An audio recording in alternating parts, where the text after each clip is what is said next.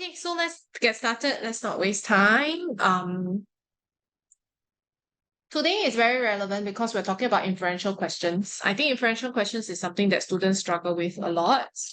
But I just want to highlight that for non-narrative, right, actually there are not that many inferential questions. There will be a few, yes.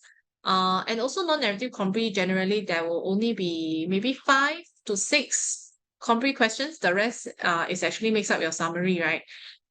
Narrative compre will have more inferential questions, okay? But never mind, we will still look at this. Okay, I'll skip the rules part.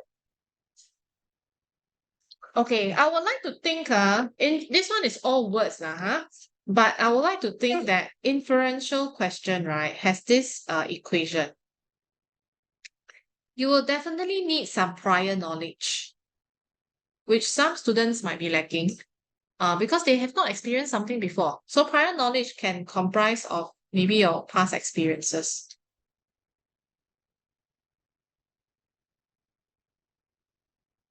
Not everyone experience the same thing, right? So past experiences.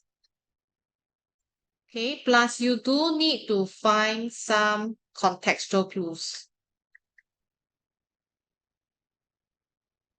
Okay, so once you have your prior knowledge based on your past experiences, or maybe it might not be your own experience, it might be other people's experiences, which you've heard of, So that will give you some prior knowledge. And then contextual clues, meaning clues that you find from the text itself.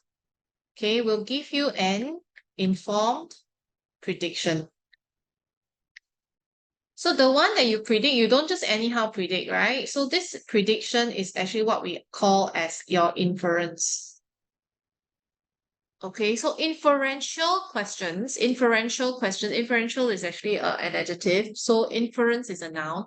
So inferential question is the type of question whereby you are supposed to be able to tap on your prior knowledge using contextual clues to come out with an informed prediction.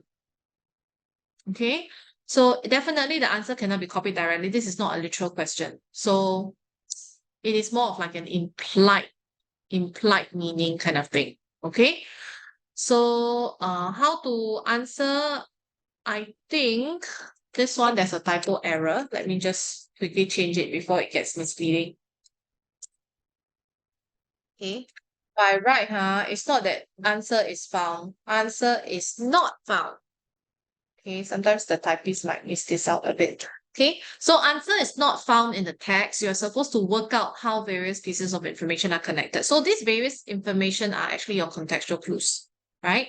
So what kind of connections can you look out for? Number one, generalization or specification. Number two, similarity and contrast. Actually, contrast means differences. Causes, like cause and effect. Consequence is the effect, basically the cause and effect, right?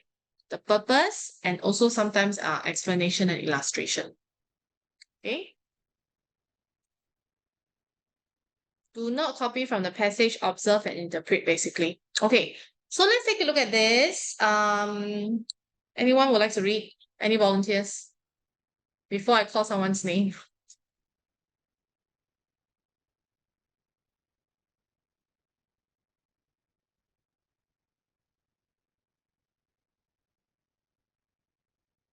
Hi, anybody?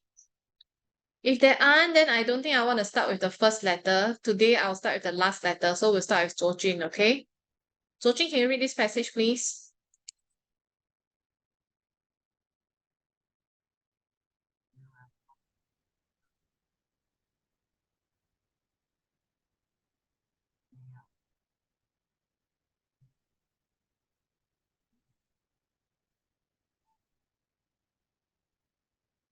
Zhou Jun, are you reading? Sometimes you're quite soft, right?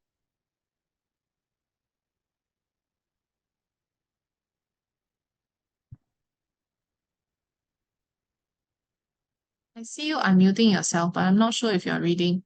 Can't hear you.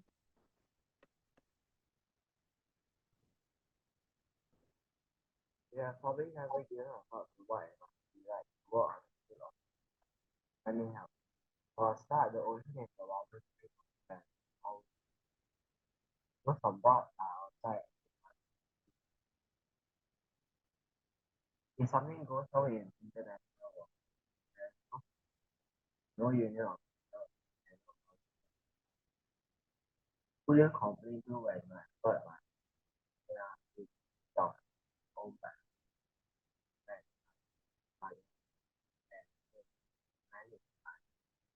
Okay. people. Yeah. Thank you so much, Zojun. I think somehow it has become like, okay, it was loud at first, and then there's like a rhythm kind of thing. So from loud, then it becomes soft. I managed to catch some of what you've read. Um, right. So any words that you're not clear of, basically, I think maybe this Cyproid. Cyproid is actually the nationality of people who live in Cyprus. Cyprus is a country in the Middle East. Okay, so there are people, it's just like we are Singaporean. So Singaporean is actually people who are, you know, citizens of Singapore, basically. So a Cypriot is actually someone who is an inhabitant or a native in Cyprus. Cyprus is a place in the Middle East, yeah. Panama, I think is also Panama is actually a place somewhere in Central America. See, owned by an American, flagged by a Panama country, and then you managed by a Cypriot, which is a person who lives who inhabits in Cyprus. Okay, so let's see what the question is first, right? Oh, there's a part two. Okay, we have to finish up this one. Georgie, can you call someone else? Okay, or maybe I will not get you to call someone. I think it's not nice to call out people, right? Okay, so never mind. We'll move on to Sherman then, because we'll go by alphabetical order the opposite way. Okay, Sherman, can you read this second paragraph? Just this part will do. Only 12% of ship crew have freely available access to the internet when at sea. Two-thirds have no access at all. Mobile phones do not work so far from land. While most owners are scrupulous, a minority takes advantage of the situation. It has been reported that seafarers routinely work in conditions that considered acceptable in would not be considered acceptable in civilized society. Okay, good. Thank you so much, Sherman. Okay, I think maybe the one word that might be a bit confusing would be scrupulous. Okay, scrupulous means you are very careful and very attentive to details.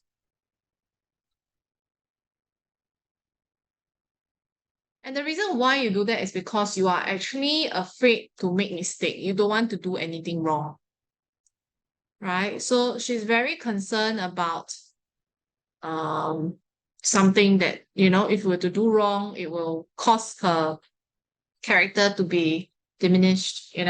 So some people are very scrupulous. So while most owners are scrupulous, a minority takes advantage of the situation. So a lot of them, they do not want to do wrong.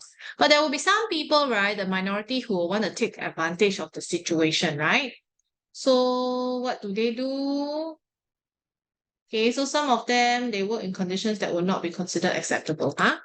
Okay, how do we go backwards? Who's the next person? We have Z, then S, ZS. I think the next one will be LMN. KLMN. Okay, Natalie. Natalie, this part, a famous unionist.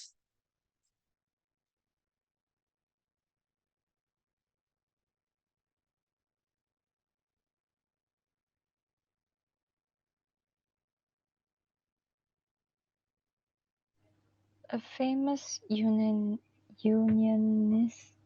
a Norwegian American called Andrew Forsyth, was once threatened with prison. His reply was revealing. He said that they could not possibly give him into smaller quarters than he always lived in as a seaman. They could not give him coarser food than he was used to, or make him lonelier than he had been at sea. A recent report noted that conditions in prisons in terms of leisure, recreation, communications facilities, and religious activities were much better than on many ships. Yeah, good. Okay. So a unionist is usually someone who fights for the right of people, right? So that's a unionist. And of course, since he did that, right, he was actually threatened with prison and all. Okay, so then of course, conditions in prisons were definitely not so.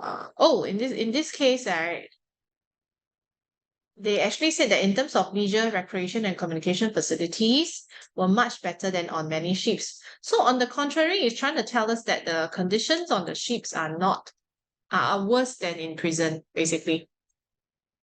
Okay, so that's what they're trying to imply. Okay, after Natalie, KLMNL, I think. Okay, we'll go to Lavon,